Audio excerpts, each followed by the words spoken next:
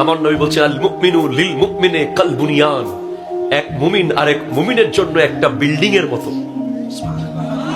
একটা ইট খুলে ফেললে যেভাবে বিল্ডিং পড়ে যায়, পৃথিবীর যে কোনো প্রান্তে একজন মুসলমান কষ্ট পেলে গোটা বিশ্বের মুসলমানের কষ্ট পাওয়ার দরকার।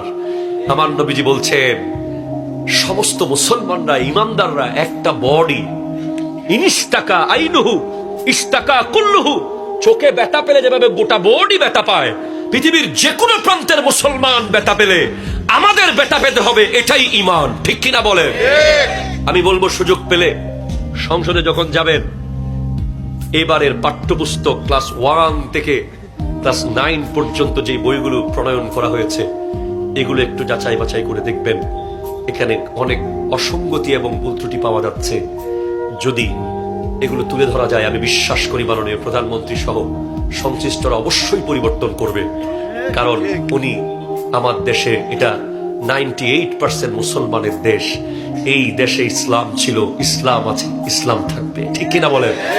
এই দেশের হিন্দু বৌদ্ধ খ্রিস্টানরা নিরাপদ থাকবে, তাদের সাথে আমাদের কোনো ধরনের দ্বন্দ্ব থাকতে পারবে না।